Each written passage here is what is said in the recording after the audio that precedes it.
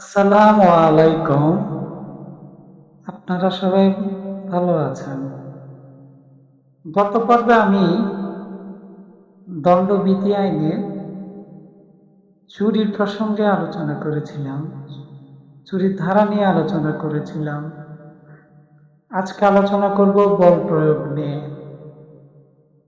বল প্রয়োগের ইংরেজি নাম হচ্ছে এক্সটর্শন। দেখেন, চুরি, ছিনতাই, দস্যুতা, ডাকাতি এটি যেমন বাস্তব ক্ষেত্রে কাজে লাগে, তেমনি আপনি বিভিন্ন পরীক্ষায়, বার কাউন্সিলের পরীক্ষায়, তারপরে পুলিশ পদোন্নতির পরীক্ষায়, তারপর জুডিশিয়াল সার্ভিস পরীক্ষায়, সমস্ত পরীক্ষায় কাজে লাগে এবং বাস্তবেও এর প্রয়োগ আছে। তো যাই হোক, চলে যাই। সর্বপ্রথম আমি জানি বল প্রয়োগটা কি। তো যদি কোনো ব্যক্তি যদি ইচ্ছাকৃতভাবে কাউকে ভয় দেখিয়ে কোনো সম্পত্তি বা মূল্যবান জামানত অর্পণে বাধ্য করে, তাহলে দেখেন, ভয় দেখিয়ে কোনো সম্পত্তি বা মূল্য জামানত অর্পণে বাধ্য করে, ঠিক আছে, তা হচ্ছে বল প্রয়োগ। তাহলে এটা দণ্ডবিধি আইনের ধারা কততে বলেছে? ধারা 383-তে বলেছে। আচ্ছা, আর এর সাজাটা কি? এর সাজাটা, বল প্রয়োগের সম্পত্তি আদায়ের সাজাটা হচ্ছে 3 বছর পর্যন্ত যে কোনো মেয়াদের সশ্রম বা বিনাশ্রম কারাদণ্ড বা অর্থদণ্ড বা উভয় দণ্ডে দণ্ডিত হতে পারে। তাহলে সাজাটা কোন ধারায় আছে? সাজাটা আছে ধারা 384 ধারা।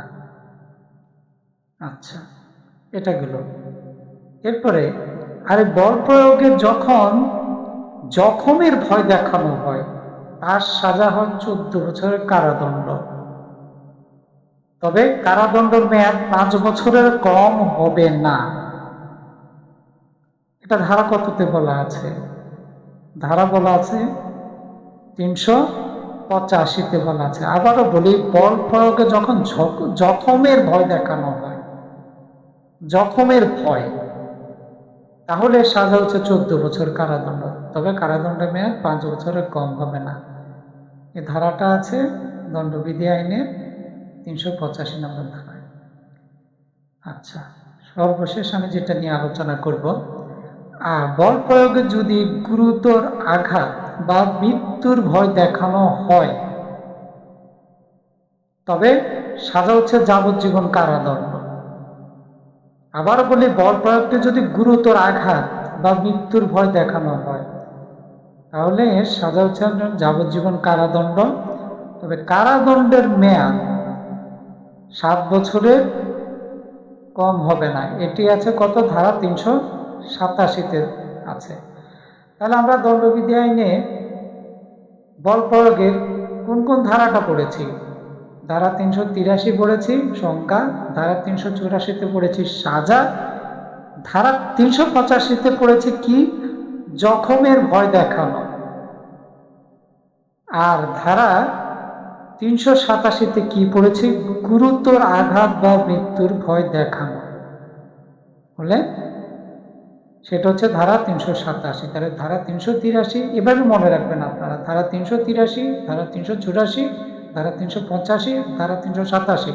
সংখ্যাটা মনে রাখার চেষ্টা করবেন, তাহলে কিন্তু ইজিলি ভাবে আপনি ব্যাখ্যাটা ভিতরে কি বলেছে আপনি কিন্তু এটা মনে রাখতে পারবেন।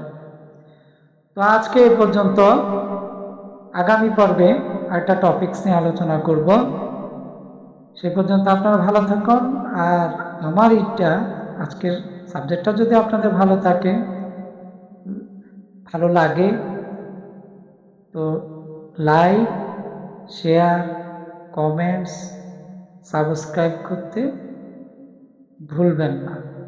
আমি ফিহা ল স্কুলের পক্ষ থেকে অ্যাডভোকেট মোহাম্মদ মুদ্দাসির ইব্রাহিম বলছি।